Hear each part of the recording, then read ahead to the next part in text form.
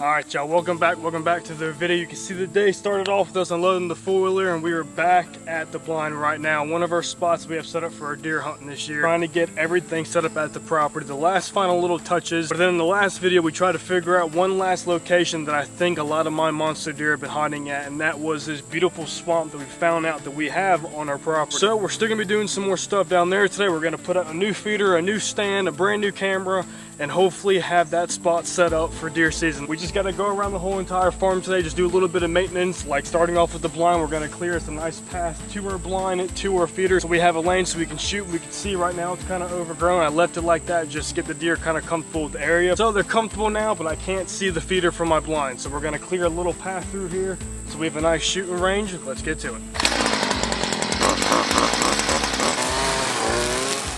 Stop right there. Should have already figured this one out, but weed eater's not gonna cut some of this stuff down. I should have brought my machete, but all I got is the old knife, so I gotta clear down all of these by hand like a dummy, and then we'll go back through and hit it with the weed eater for the grass.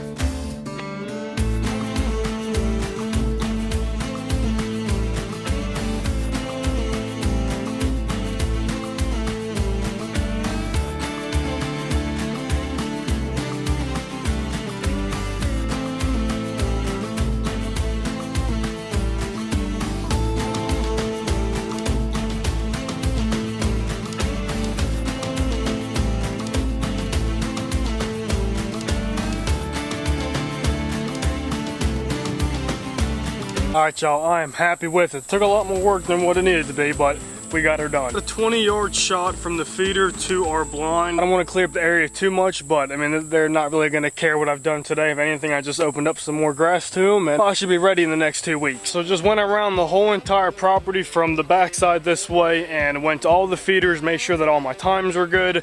Just the last little final touches, because I'm just wanting to let the property just sit now. I mean, I want to not spook anything. I mean, I hate coming back here and like always disturbing the area. I really try to let it sit for most of the time. So this will be the last little final touches we do. Now we're gonna head up to the swamp. And now guys, this swamp is like, it's thick. I mean, it's beautiful. I mean, I love the location. That's why I think a lot of our bigger bucks are kind of hanging back, man. You guys know the wise-tailed big bucks live by swamps. So we're just gonna go over there, look at the location again. We're gonna pull that camera, get it set up at the feeder, and hang a stand and just kind of get this location set up the best way we possibly can. And then once again, just letting it wait and let time do its thing. So let's head over there.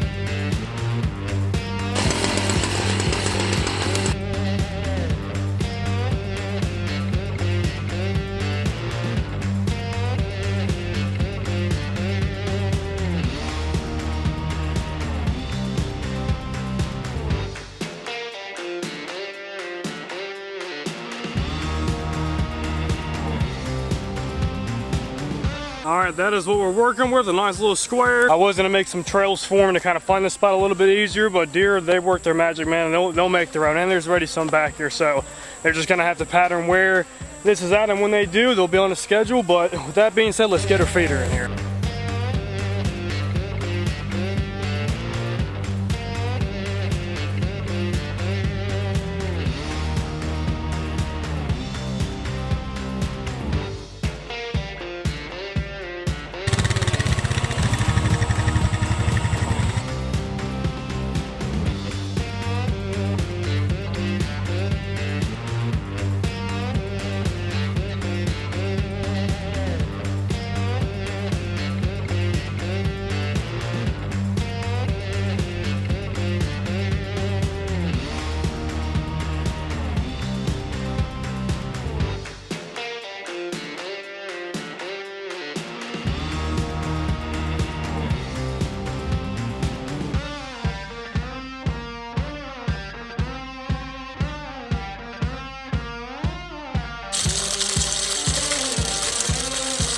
couple days later, where we last picked up at, I was moving the feeder down here. We filled it up with corn, and when I was trying to install it, I probably showed you guys, I ran for a second. This is the only feeder on the property right now that is different. All of them are my mole trees, and I like them a lot. It's just the height was a little bit of an issue, but we got that figured out. This was a feeder that was at Austin's property. Also say hi.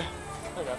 and he brought it out here just so we can have it because it was kind of an extra over there at his. You guys saw how much stuff I had to clear down, walk down here. I'll show you here in a second. This stuff was thick. Even when you got down to like bare minimum, you still sunk like another 8 inches just because this stuff has never been cut. And I feel like I got her down pretty good, but this feeder right here, I shit you not, throws corn probably all the way out to here. It doesn't even hit anything in the middle, which still fine. It's not that big of a deal. This would be an amazing feeder for like the rut when we throw it out in the field, or we'll do something really good with it where I can just have corn thrown everywhere. We're gonna wind up fixing that, but for right now we're still just gonna get this feeder hooked up so we're spitting some corn, get to know what is in the air, because I got a feeling we got some monsters living back here at the swamp. Putting up the stand that we're gonna hang up here, and we're gonna clear some limbs, just kind of get everything ready for this last spot. We're gonna throw one more little experiment at the end of this video, and you guys have probably seen it on TikTok. It's been a very popular product on the market right now, and I want to give her a shot. So we're gonna find a spot out here, set her up, and we should be ready to rock and roll.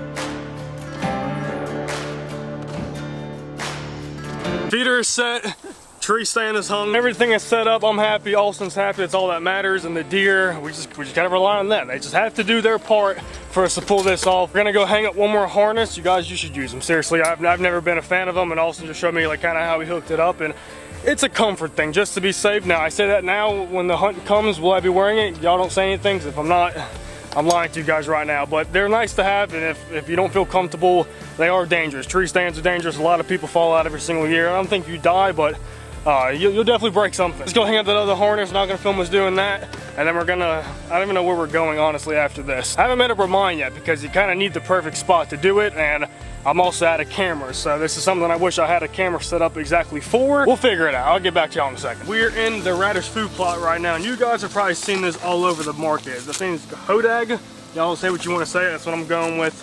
Pretty much this is an attractant for does, bucks, and they love it. They rub on it. You hang this rope pretty much. It's a hemp rope. You hang it, you know, on a path. I think that because we're out of cameras right now, we're gonna reposition the one that's been in this food plot to shoot this way, and we're gonna have it hanging somewhere in here. We gotta figure that out. But to give you guys a better idea of what this does, pretty much even if they're coming to the scent or just to, you know, just to graze around it, once that doe or that buck kind of starts rubbing his glands on here, if it's his face, anywhere in his body, he'll leave his mark and his scent. A couple hours later, or days later, another deer will come by, and it's like a chain reaction. So it gets deer comfortable in an area, it gets them constantly coming over here, you know, doing their thing. And it's a cool product, and a lot of people have been using it, and I think it'll be pretty cool to see a deer rub on something that you actually hung up right in front of a camera. So Austin put one on his property. It's doing pretty good. So I'm gonna throw one up, and we're gonna see what happens.